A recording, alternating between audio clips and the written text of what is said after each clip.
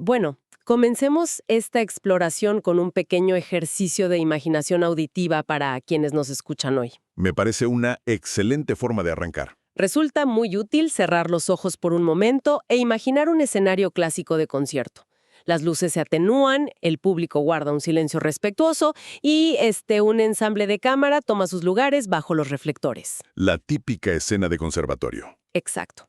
Sin embargo, en lugar de la imagen tradicional de dos violines, una viola y un violonchelo, los músicos traen consigo algo que rompe completamente el molde. Algo inesperado.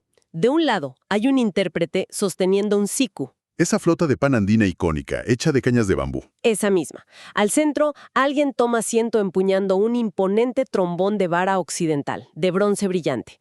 Y del otro lado, un pianista se acomoda frente a un piano de cola de concierto. Una combinación visualmente impactante. Y al dar la primera nota, surge una pregunta inevitable. ¿Suena esto a un caos absoluto? ¿A un accidente de tráfico sonoro? ¿O estamos ante el inicio de una verdadera revolución musical? Justamente. Es una imagen mental fantástica. Y la respuesta a esa pregunta es exactamente el núcleo de lo que nos reúne hoy en este análisis a fondo. Así es. Porque no se trata de un experimento al azar para ver qué pasa, sino de un enfoque pedagógico, estructurado y, digamos, sumamente riguroso. Bienvenidos a esta inmersión profunda. El material que vamos a desentrañar hoy es francamente extraordinario por el nivel de ambición que maneja. Totalmente. Tenemos sobre la mesa el plan global. Que es el término académico para el programa de estudios oficial, claro. Exacto. El plan global de la materia Ensambles de Cámara 2. Esta asignatura está meticulosamente diseñada para ser impartida en el primer semestre de la gestión 2026. Por el docente Carlos Hugo de Ugarte Aramayo. En la Universidad Mayor de San Simón, la UMSS, ubicada en Cochabamba, Bolivia. Y la misión de esta exploración detallada es descubrir cómo este currículum universitario específico está, literalmente, reescribiendo las reglas de la música clásica en tiempo real. Al forzar a instrumentos, estéticas y tradiciones radicalmente diferentes a sentarse en la misma mesa. A dialogar sin filtros. Pero lo que resulta verdaderamente valioso es que las lecciones extraídas de este programa sobre colaboración, escucha activa y liderazgo no se quedan encerradas en un aula de conservatorio. Para nada. Son principios que aplican de manera directa para cualquier disciplina o equipo de trabajo en el mundo corporativo o creativo moderno. Y antes de entrar a la teoría pura, vale la pena observar el aspecto físico e institucional del documento. Ofrece un contexto vital. Así es, porque este plan de estudios lleva sus credenciales visuales con mucho orgullo. En el membrete se observa el logo clásico de la Universidad Mayor de San Simón, con su escudo triangular. Pero también destacan dos elementos visuales muy potentes que marcan la pauta. Sí, por un lado, el emblema rojo de la licenciatura en música, un diseño muy elegante que integra las líneas de un pentagrama con la voluta. Esa característica parte superior curva de un instrumento de cuerda frotada, como el violonchelo. Exactamente. Y por otro lado, hay un hermoso logo azul y dorado que conmemora los 50 años de la Facultad de Humanidades y Ciencias de la Educación. Marcando el periodo de 1976 a 2026. Todo esto sitúa a la propuesta en una institución con un peso histórico enorme, de medio siglo de antigüedad. Que lejos de estancarse está mirando directamente hacia el futuro con ideas de vanguardia. Es un contraste institucional muy revelador. Se trata de una estructura académica tradicional avalando un plan de estudios que desafía frontalmente las convenciones más antiguas de la educación musical europea. Bueno, vamos a desempacar esto un poco. El programa parte de una premisa que se describe como radical. Plantea que, en un país con la pluralidad y diversidad de Bolivia, la mezcla de instrumentos de diferentes orígenes no puede ser relegada a la categoría de curiosidad folclórica. O a una simple fusión experimental de fin de semana. Claro, hablamos de aerófonos nativos andinos como la zampoña o la tarca, conviviendo diariamente con cordófonos mestizos como el charango. Y por supuesto con instrumentos de la tradición orquestal occidental. El texto argumenta que ignorar esta mezcla en el ámbito académico es básicamente ignorar la realidad cotidiana de cualquier músico profesional en esa región. Lo fascinante aquí es la crítica aguda que el docente hace a la llamada homogeneidad curricular. Es un punto clave. El texto expone un problema sistémico.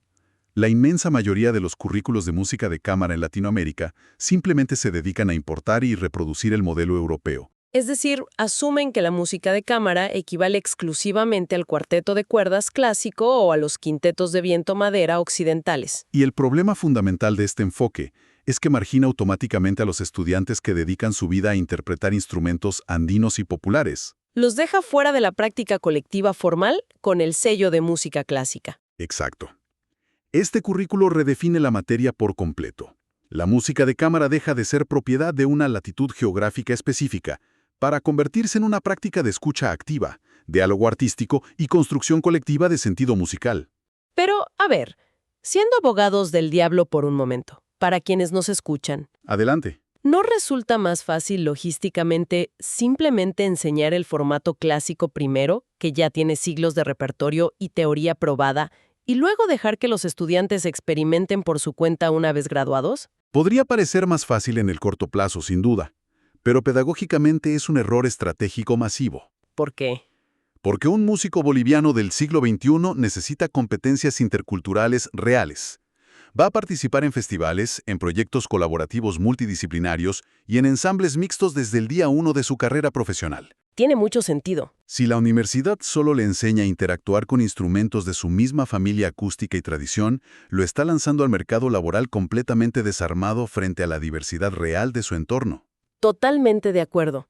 Y si se analiza bien, copiar modelos extranjeros ciegamente, ignorando el contexto local, es una receta garantizada para el fracaso en cualquier industria, no solo en las artes. Es un patrón que vemos en muchos sectores. Resulta útil pensar en esto desde una perspectiva de negocios. Cuando un equipo de tecnología intenta implementar marcos de referencia de Silicon Valley directamente en un mercado latinoamericano, sin adaptarlos a la cultura o infraestructura local, Inevitablemente choca contra una pared. exactamente. Por eso este programa es un caso de estudio tan valioso. Enseña a diseñar soluciones basándose en la realidad tangible y ruidosa del entorno operativo. Esa conexión con el mundo corporativo es muy precisa. Y justamente hablando de realidades ruidosas, la unidad 1 del programa, que abarca de la semana 1 a la 6, se enfrenta directamente a la física del sonido. El desafío técnico de juntar instrumentos tan distintos es monumental. El texto aborda la organología comparada y la acústica práctica. Es que la logística suena a una verdadera pesadilla. ¿Cómo proyecta su sonido un delicado siku de caña frente a un trombón de vara que pueda hacer vibrar las ventanas de un auditorio? Es una gran pregunta. El documento introduce una solución técnica a esto llamada el umbral de escucha mutua. El umbral de escucha mutua. Ese concepto es vital para la supervivencia del ensamble. Se define como ese límite exacto a partir del cual un instrumento, por estar emitiendo un volumen demasiado alto, ya no puede percibir el sonido de sus compañeros. O sea, si tocas tan fuerte que no escuchas al de al lado, ya cruzaste el umbral. Precisamente. Y para calibrar esto, el docente planifica experimentos de balance sonoro en el aula. Dinámicas prácticas. Sí, los grupos realizan dinámicas de volumen extremo, tocando desde un fortísimo hasta un pianísimo casi inaudible. También modifican sus posiciones físicas. Ensayando en semicírculo, frente a frente o en formación de concierto tradicional. Todo con el objetivo de comprender cómo las ondas sonoras interactúan, chocan o se complementan en un espacio tridimensional. Y aquí es donde se pone realmente interesante la cosa, porque superar el problema del volumen es solo el principio. Luego viene un problema matemático de fondo. Así es. El programa aborda de frente lo que denomina afinación intercultural y negociación de temperamentos. Este es quizás el choque acústico más severo de todos. Para quienes no están inmersos en la física del sonido, hay que imaginar un piano. Las teclas de un piano están afinadas matemáticamente a distancias sonoras exactas y estandarizadas. Esto es lo que en Occidente se conoce como temperamento igual. Es una estructura rígida e inamovible. Por otro lado, un aerófono andino como la tarca o el siku pertenece a un sistema natural o modal. Su afinación depende de cómo se talló la madera, de la temperatura del ambiente en ese momento exacto. O incluso de la altitud de la ciudad donde se está tocando. Es decir, al intentar tocar juntos, la matemática estricta e inflexible del piano occidental choca de frente contra la naturaleza orgánica y variable del siku. Un choque directo. Y no hay forma de que el instrumento andino cambie su estructura física a mitad de un ensayo para complacer las teclas del piano. Imposible. Es un conflicto que la formación tradicional suele ignorar, lo que genera interpretaciones desafinadas y frustrantes. ¿Y cuál es la solución que plantea el programa? Una puramente colaborativa. Dado que el instrumento nativo no puede alterar su afinación física, son los instrumentos de tradición occidental los que deben ceder. Tienen que flexibilizar su embocadura o sus cuerdas. Y buscar activamente el centro tonal común.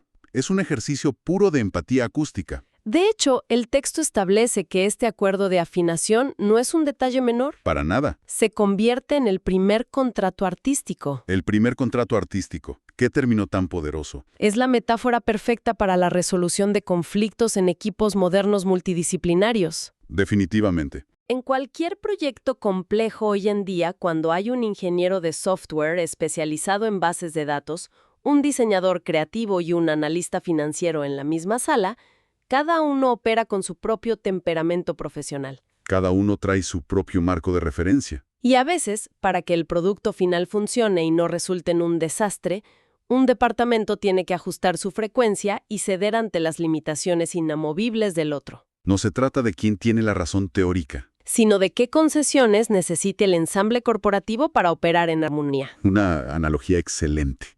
Y una vez que logran afinar sus diferencias sin taparse el oído mutuamente, la dificultad aumenta. Entramos a la unidad 2. Que va de la semana 7 a la 12. Los estudiantes se enfrentan a un vacío histórico masivo. El documento señala un problema enorme. Simplemente no existe un repertorio clásico establecido ni partituras históricas para combinaciones instrumentales inéditas. Como un dúo de tarca y trombón o un trío de siku, guitarra y piano. No hay bibliotecas musicales donde puedan ir a comprar ese material. Ante esta carencia absoluta, cualquiera pensaría que el proyecto se detiene ahí mismo. Claro, sin partituras no hay ensamble. Sin embargo, el programa convierte esta escasez de material en una ventaja competitiva brutal. Hacer arreglos musicales deja de ser una actividad extracurricular u opcional para los más entusiastas. Se convierte en una competencia central y obligatoria de la materia. Así es. La metodología obliga a los estudiantes a tomar fragmentos breves de repertorio existente, de unos 4 a 8 compases, y adaptarlos a sus combinaciones instrumentales específicas. Para ello, utilizan software de notación musical de acceso libre, como MuseScore. El trabajo consiste en conservar la melodía principal de una obra, asignar de manera inteligente las voces intermedias y construir un soporte armónico que tenga sentido. Esto les exige un conocimiento profundo del otro. Deben investigar los rangos de sus compañeros. Prever los cruces de voces problemáticos. Y calcular la densidad armónica ideal para que un instrumento no sature a los demás. Básicamente tienen que investigar y diseñar su propio sonido desde cero. Ahora, surge otra duda operativa importante. En una orquesta sinfónica tradicional existe la figura del director en el podio. Con su batuta, tomando el 100% de las decisiones ejecutivas. Pero aquí estamos hablando de pequeños ensambles de cámara, de dúos o tríos.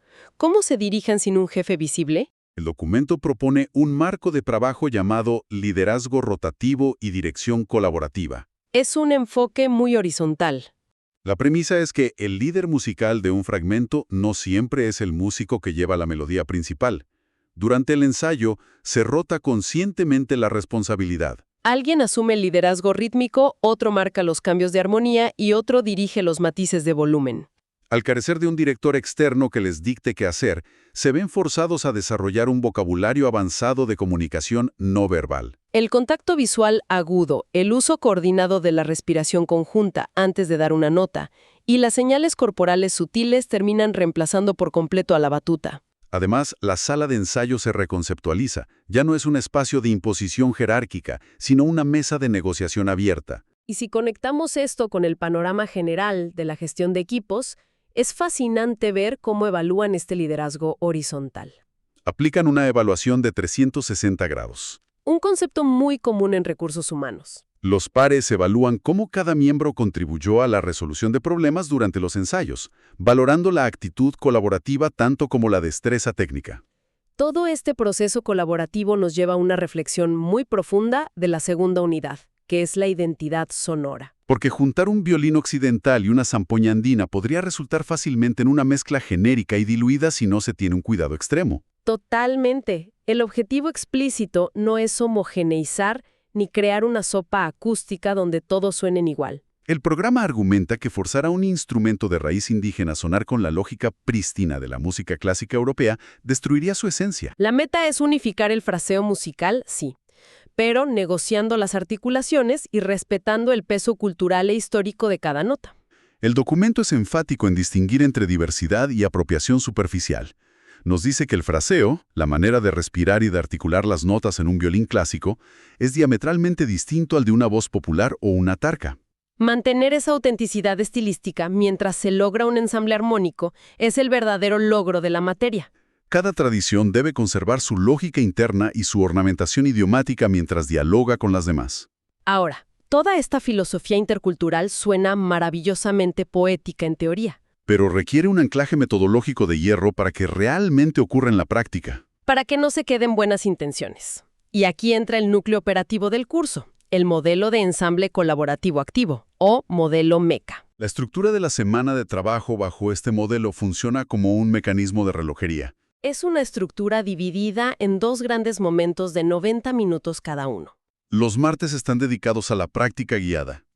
Inician con 15 minutos de contextualización teórica donde el profesor presenta conceptos apoyados en ejemplos de audio. Luego vienen 60 minutos intensivos donde los ensambles trabajan de manera independiente en diferentes aulas. Y el docente va rotando entre ellos, ofreciendo retroalimentación clínica y directa. La sesión cierra con 15 minutos de plenaria, donde un grupo se expone tocando mientras los demás practican la observación crítica. Pero donde el modelo MECA muestra sus verdaderos dientes es en las sesiones de los viernes. Los viernes están destinados a la práctica autónoma supervisada, y es en esta instancia donde el programa introduce uno de sus principios más exigentes. El audio no miente. El audio no miente. El documento establece como regla inquebrantable que cada sesión de ensayo autónomo debe ser grabada por los estudiantes. Ya sea utilizando software libre como Audacity o simplemente la grabadora de un teléfono móvil. La lógica detrás de esta exigencia es implacable. En el calor del momento, mientras se ejecuta un instrumento, la adrenalina y la concentración técnica pueden engañar gravemente la percepción del músico. Alguien puede jurar que tocó a tiempo o afinado. Sin embargo, la grabación actúa como un espejo objetivo y a veces cruel. Revela con precisión milimétrica si hubo problemas de afinación, si un instrumento opacó al otro o si la intención rítmica fue deficiente. Es el equivalente perfecto a las reuniones post-mortem en la gestión de proyectos tecnológicos, Donde un equipo revisa los datos duros de un lanzamiento para ver qué falló. sin dejar espacio para excusas personales. Y toda esta evidencia en audio alimenta directamente lo que el programa llama la bitácora técnica. Que resulta ser el pilar fundamental del sistema de calificaciones. El sistema de evaluación lleva un nombre técnico complejo, el modelo progresivo acumulativo condicionado. En términos prácticos, esto significa que la materia rechaza la idea de un examen final milagroso. Todo el peso recae en el proceso documentado. La bitácora técnica es personal, intransferible y auditable. Si un alumno no puede demostrar documentalmente su evolución, es decir, no muestra evidencia de haber identificado un problema acústico, propuesto una solución de arreglo, verificado el resultado con una grabación y reflexionado por escrito sobre ello, La presentación del concierto final carece de validez académica. este sistema garantiza que nadie, por más virtuoso que sea, pueda esconderse detrás del talento general de su ensamble. Es un mecanismo de rendición de cuentas fascinante. Nadie aprueba simplemente por aparecer el día del concierto. Y hablando del día del concierto, toda esta preparación milimétrica desemboca en la unidad 3, Que va de la semana 13 a la 17. enfocada en el terror número 1 de cualquier intérprete, la performance pública y la psicología del escenario. El documento hace una disección muy lúcida de la diferencia fisiológica entre ensayar en un aula vacía y tocar frente a un público en vivo. Aborda la gestión emocional, analizando cómo la presencia de observadores altera la respiración, la tensión muscular y el pulso del músico. Para evitar que el pánico escénico destruya meses de trabajo colaborativo, la materia entrena estrategias cognitivas específicas. Una de las más destacadas en el texto es la concentración distribuida. El concepto es sumamente exigente. Indica que la mente del músico tiene que bifurcarse. Por un lado, debe estar profundamente inmersa en la ejecución técnica de su propio instrumento, cuidando la afinación y el ritmo. Pero simultáneamente debe mantener una atención periférica constante, monitoreando desde fuera todo lo que está construyendo el resto del ensamble. Y esa tensión periférica sirve para activar lo que el currículo llama la red de seguridad mutua. En una presentación en vivo, el error humano es estadísticamente inevitable. Un compañero puede olvidar un compás o entrar tarde. La instrucción metodológica es clara. Si alguien tropieza, el ensamble no lo abandona ni lo expone, sino que la estructura rítmica y armónica se ajusta instantáneamente para rescatarlo. Además de tocar, la evaluación exige que los músicos aprendan a comunicar verbalmente su propuesta. El proyecto final incluye redactar notas descriptivas para el programa de mano y realizar una presentación oral, desde el escenario de entre 30 y 45 segundos. El objetivo es explicar a la audiencia, sin utilizar tecnicismos incomprensibles, qué tradiciones culturales están representando y por qué eligieron forzar esa mezcla específica. Utilizando la diversidad de su ensamble como su principal argumento artístico. Al revisar los lineamientos para este proyecto final, que está agendado para la última semana de junio, las sugerencias de repertorio que lanza el docente son verdaderos laboratorios experimentales de sociología acústica. El nivel de dificultad conceptual es altísimo. Las opciones son alucinantes.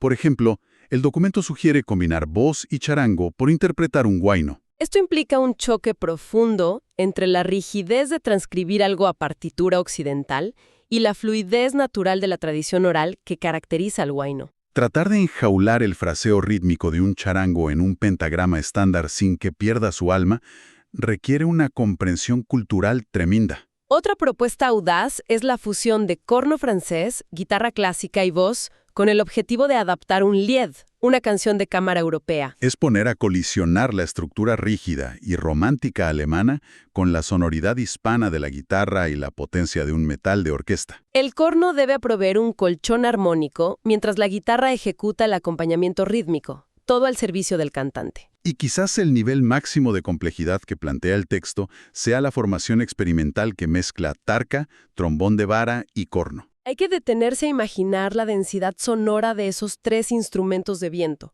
todos operando con lógicas de afinación y proyección de volumen completamente dispares, intentando converger en una sola pieza musical coherente. El documento aclara que, para el proyecto final, la dificultad técnica o el virtuosismo rápido pasa a un segundo plano. Lo que el tribunal evalúa con mayor rigor en la rúbrica es la riqueza de la escucha mutua y la calidad palpable de ese diálogo intercultural. El criterio es estricto.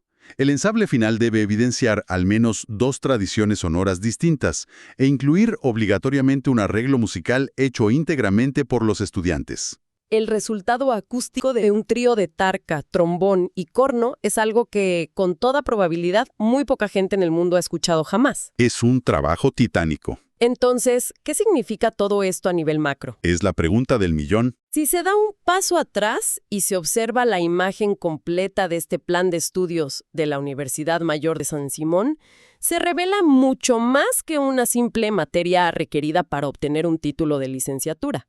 Este currículo demuestra que la verdadera innovación disruptiva surge cuando las instituciones deciden abrazar la complejidad inherente de su entorno sociocultural. En lugar de intentar estandarizarla bajo modelos importados. Forzar a un psicoandino y a un piano de cola a entenderse no es un capricho artístico. Es una clase magistral de empatía aplicada, de escucha profunda y de estructuración de trabajo horizontal. Y francamente, esas son habilidades urgentemente necesarias para cualquier profesional que deba liderar o integrar un equipo diverso hoy en día. Esto plantea una pregunta importante, una reflexión que proyecta este documento hacia las próximas décadas. A ver, ¿cuál sería esa reflexión? Si estos estudiantes universitarios están siendo expuestos a este nivel de negociación intercultural profunda, de resolución de conflictos acústicos y de liderazgo rotativo desde su formación académica formal, ¿qué tipo de arte van a crear cuando salgan al mercado? exacto, ¿qué géneros musicales completamente inéditos, que hoy en día ni siquiera tienen una etiqueta o nombre, será capaz de inventar esta próxima generación de ensambles latinoamericanos? Es válido preguntarse si este enfoque radical podría ser que, en unas pocas décadas, la formación exclusiva de cuarteto de cuerdas europeo parezca apenas una hermosa reliquia de un pasado acústicamente mucho menos diverso. Es una perspectiva fascinante sobre cómo la educación no solo refleja, sino que moldea y diseña el futuro de la cultura. Queda claramente documentado que las aulas universitarias, cuando se atreven a desarmar sus propias tradiciones e innovar con la rigurosidad que muestra este plan global, operan como verdaderos laboratorios del futuro social y artístico. Un verdadero motor de cambio. Nos despedimos por hoy, esperando que este análisis a fondo haya sido tan revelador y útil para quienes nos escuchan como lo fue para nosotros al investigar estas fuentes. Ha sido un recorrido increíble. La invitación queda abierta. Resulta fundamental seguir cultivando la curiosidad analítica en lo cotidiano y, sobre todo, afinar constantemente la propia escucha activa para comprender y armonizar con las distintas frecuencias de quienes conforman nuestros propios equipos. Hasta la próxima exploración detallada.